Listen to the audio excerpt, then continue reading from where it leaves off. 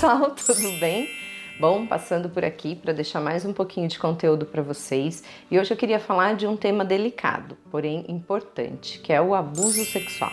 Abuso sexual, assédio sexual ou ofensa sexual.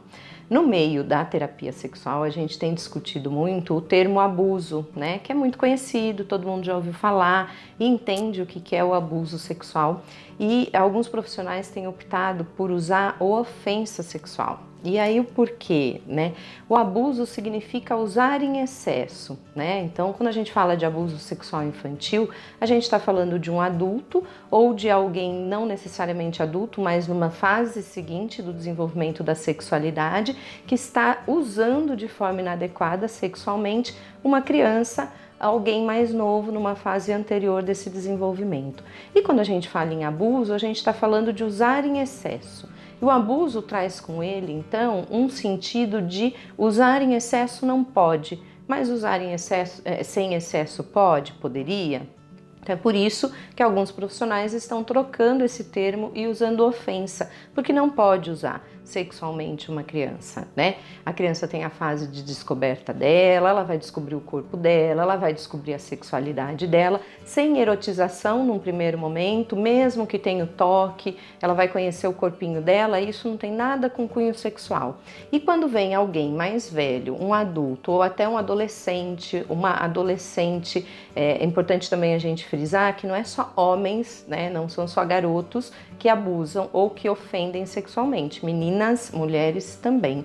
Então, quando eles são mais velhos e vêm usar dessa questão e abusar dessa questão da descoberta e da inocência da criança, a gente considera aí um crime, né? Não pode. Toda família envolvida numa situação de assédio, de abuso ou de ofensa sexual tem que ser tratada. Então, a gente prefere usar o termo ofensa por conta de não liberar o uso em excesso. Não pode de forma alguma mexer com a sexualidade, antecipar a sexualidade de uma criança. Márcia, o que é o abuso, então, a ofensa sexual? O que seria? É usar uma criança ou alguém indefeso, né? Pode ser também uma pessoa que não está em condições por uma questão de doença, está passando por uma situação que ela não pode reagir. Então é usar essa pessoa para fins de prazer sexual próprio, né? Provocar nessa pessoa uma invasão da privacidade do corpo dela. E aí como que a gente faz para prevenir e conversar com as crianças, porque isso é muito importante. Agora a gente está passando por um período aí, todo mundo de quarentena, todo mundo em casa, às vezes não tem cômodo para todo mundo, então as famílias estão ali dormindo juntos no ambiente. Como que a gente previne? A gente orienta a criança.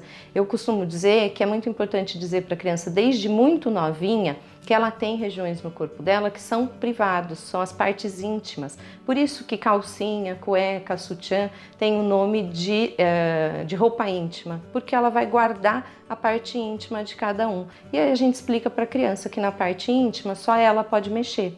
A mamãe vai limpar, ou a cuidadora, a vovó vai trocar a fralda, vai passar uma pomada, mas só com a intenção de cuidar e de higienizar, não mais do que isso. A gente vai ensinando esses limites conversando com as crianças. Quando a gente pensa em abuso, em ofensa sexual, a gente pensa logo em alguém de fora, né? E normalmente essas situações acabam acontecendo dentro de casa. Então a gente tem que tomar cuidado em todos os ambientes, inclusive familiar. E o que é considerado um abuso ou ofensa?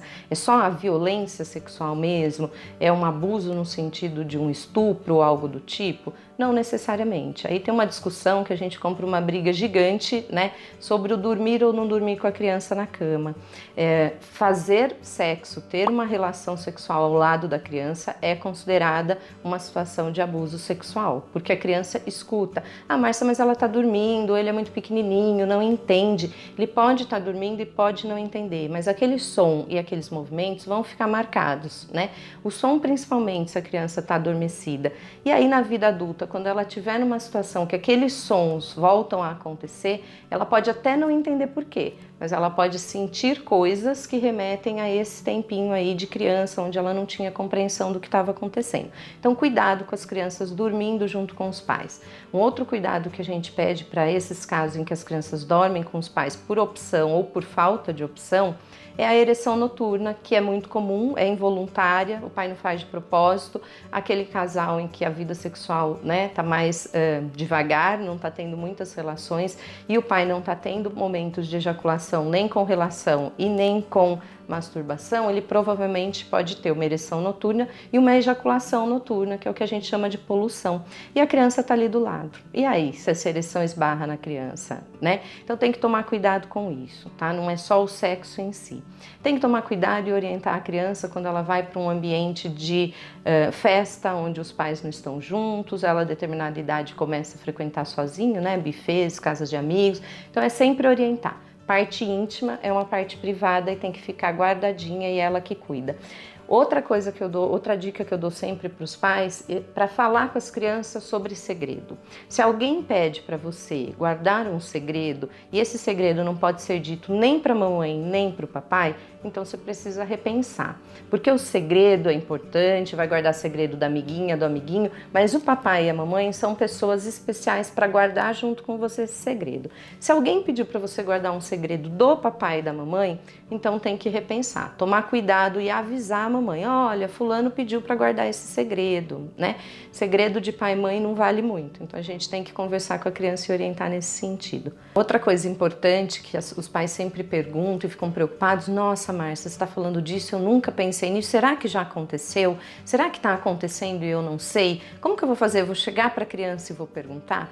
Não, gente, não necessariamente. O que vocês vão fazer? Observar o comportamento da criança. Tanto a criança quanto o pré-adolescente que está passando por alguma situação de ofensa sexual, de assédio ou abuso, ele muda. O comportamento dele vai mudar. Se era uma criança extrovertida antes, pode ficar mais fechada, pode ficar mais agressivo, vai ter alterações no sono, na alimentação. Então, observem, tá? E aí, muito cuidado com essa observação, porque não é qualquer criança que alterou o comportamento está sendo abusada de alguma forma, tá? Tem N situações que pode alterar o comportamento de uma criança, inclusive o próprio desenvolvimento. Chegar na adolescência já altera, aquela criança adolescente que vai começar a ficar mais quietinho no quarto. Então, cuidado, observem o cenário como um todo e se perceber que alguma coisa não tá legal, a criança tá tendo pesadelos, tá com crise de choro que não tem motivo, observem. Na dúvida, busque ajuda especializada e a gente trabalha com a orientação e avaliação, tá bom?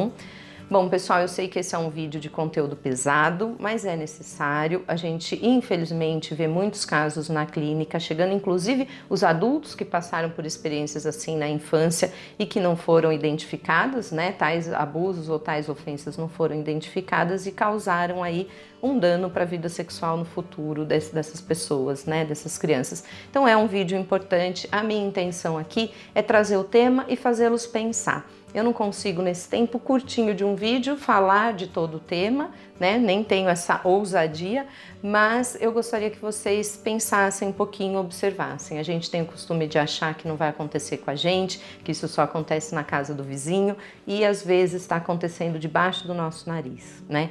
Então, nesse cenário de ofensa e de abuso, é bom lembrar que a gente tem três situações. A gente tem o ofendido, o ofensor e o negligente, né? O negligente, ele sofre com a culpa, assim, de forma muito pesada quando ele descobre, porque muitas vezes não foi de propósito, a negligência não foi a intencional, né? Então, todos os três precisam de cuidados, então precisa saber quem que está acontecendo, quem está fazendo, onde, e todo mundo precisa ser tratado. Então, na dúvida, procure um especialista, procure mais informações sobre o assunto. Lá no meu Instagram tem mais um pouquinho de conteúdo sobre o abuso sexual e qualquer dúvida entre em contato. Vocês vão ver aqui na tela em algum lugar o número do meu celular. Um abraço e até o próximo vídeo. Um abraço e manda um beijo, né? Então, se você gostou do vídeo e apesar de pesado, acha que o conteúdo é importante, curta, compartilhe com os amigos nos seus aplicativos de conversa, o link. Inscreva-se no canal e acione o sininho para saber das novas informações. Não, para saber de quando tiver novos conteúdos. E acione o sininho para saber quando tiver novos conteúdos, tá bom? Um beijo e até o próximo vídeo.